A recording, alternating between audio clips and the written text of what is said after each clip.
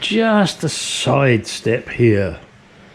Those of you that are observant would have noticed that the headlight rings have not been on this car, and now there is one that is on and one that is not. I will of course be doing the other one. The reason: Chinesium crap. These headlight rings do not fit. The inner edge is, the diameter is too, too small, too narrow. So I have to grind the inner edge of every headlight rim, there's only two, in order to get them to fit. And the black lines you see are so that I don't end up doing the same piece over and over again. One of the disadvantages of this is that when I'm doing it, it throws up dust in the air, and I have to use a mask, goggles and a glove because it gets bloody hot. And it didn't half make a mess of your little wheels. I had to go and get some more. So not sure how much longer this one's going to last, but I've got some replacements. Well, at last I've finally got both headlight rings on. That took a lot of work. The Chinesium crap. I spent hours grinding the inside of the ring so that it would fit over the headlamp bowl. What a faff. My old ones fitted perfectly, but unfortunately the chrome on them was not in very good condition. So I had to modify these, and I figured if I screwed them up I'd lost nothing. But got it done.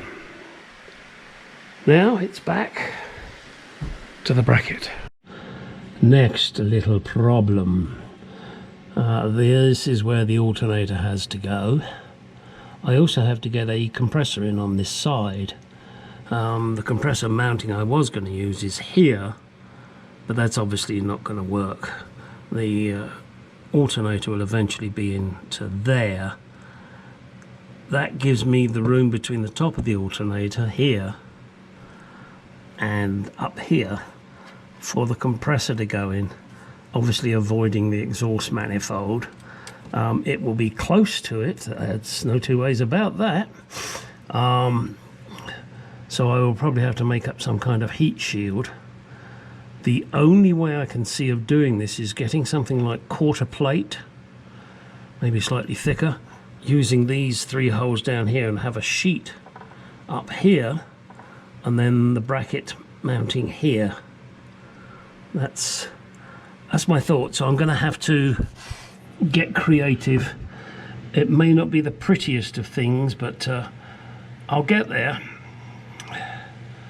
And I just better do some fucking good welding. Yeah, once that's over,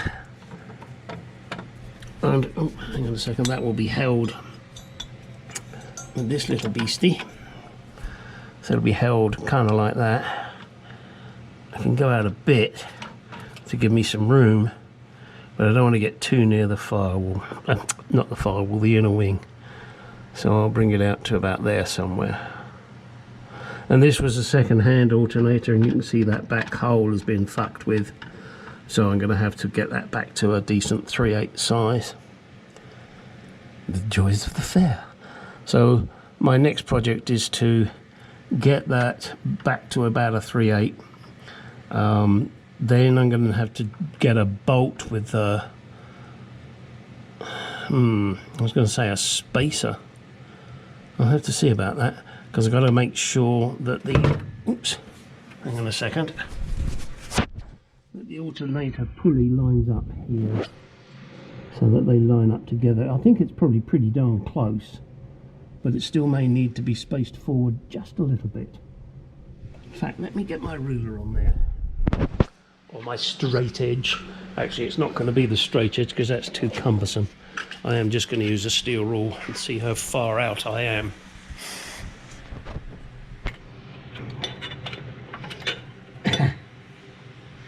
There you are. Alright, that's probably 1/16 of an inch, something like that, no, 1/4 of an inch. So I'd need a 1/4 of an inch spacer there to bring the alternator forward 1/4 of an inch before I put the spacer on the back. Yeah, and that will be a grade 8 bolt, but that's going to be a fucking long bolt. Can I do it with a stud? Don't think they do grade 8 stud. So yeah, that's got to come forward about 1/4 of an inch.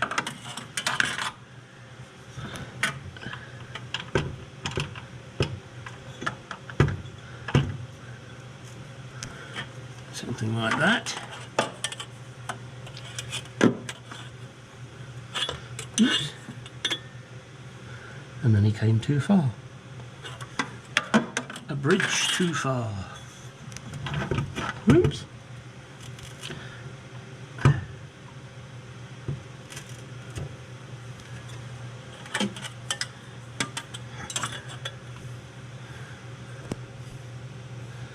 Still just a little too far. So really I want to make that adjustable.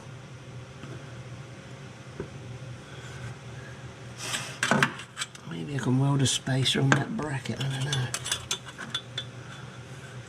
Now let's see, that's almost, well in fact that is it. It's because that hole in the back of the alternator is too big, it's at an angle, but yeah, that's it. There. So I've got to sort that out first. Must sort out the that hole in the alternator that has been drilled by somebody previously. Down at the back there. Got to make sure I get that sorted out. Okay, that's the next task. Then we'll go down to my local engineering store and grab a sheet of 1/4 plate, 3/8 plate.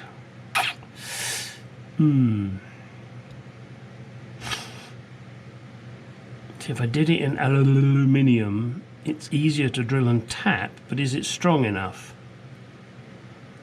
I'll have to give that some thought. Okay, found this. This is from a, oh, what was it from? Some kind of bush, doesn't matter. It's almost the right size for the back here. So what I intend to do is put it in the freezer, freeze it down, and then press it through, if it'll go. If it won't, then I'm going to have to open the hole a little bit more, very, very slightly, so that I can press this in, and then that'll be good for the rear hole. And then all I got to do is figure out a spacer that will go in the back here. Yup, it's gonna be fun, isn't it? Oh, just what I needed to sort out. What I might do is use some various spacers to make it up, and then once I've got it to the length I need it, then I'll get some proper steel tube and cut it at the appropriate length. Oh, this is gonna be fun. You know, sometimes you have to get a little creative. The hole was just not big enough, and I was frightened, even though I'd put the spacer in the freezer, that it was going to break this, which obviously I don't want. I needed to drill it out just a little bit bigger, and every drill bit I had stopped at 1/2 inch, and it's just above 1/2 inch. I could drill from this side easily with this, but then again, I couldn't go all the way through because then I'd have gone, you know, further up the step, which I didn't want to do. So I had to do it from this side, and the only way I could think of doing it was to use a wrench, a ratchet, and I wound it in and in and in and held it as central as I could, and I think we're going to be good. I do have a spare, where is it?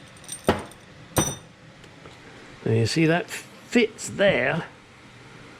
It won't go all the way through, which is good. And it fits there, and again won't go all the way through, which is good, because there's a little ring in the middle that is just a little, I couldn't quite get to it, which is good. I'm going to push my way past that without a problem. And then fingers crossed.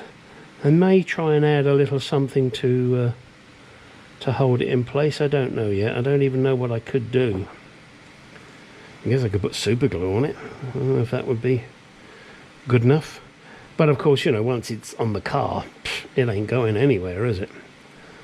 With the bolts and spacers and stuff. So, yes, we're going to get there. I do have to get a long bolt. I may have to take the alternator with me down to the shop. Get a long bolt. Or maybe a bolt that's sort of shoulder to about here somewhere, and then thread to about here. And if not, then maybe I'll have to rethread something. Who knows? We progress, slowly but surely. And finally, here it is. Good and tight, that ain't going anywhere. And just to prove I got it straight, that'll be fine. I'm not going to use stud when it's on the vehicle, obviously. As I've mentioned before, I'm going to be using a bolt, a shoulder bolt. Hopefully I can get a grade 8 one long enough, but I've got to figure out how long I need it, and that I don't know just yet. Alright, I'm going to end the video here. You know it, get in the garage, go do some shit. I've been doing some shit.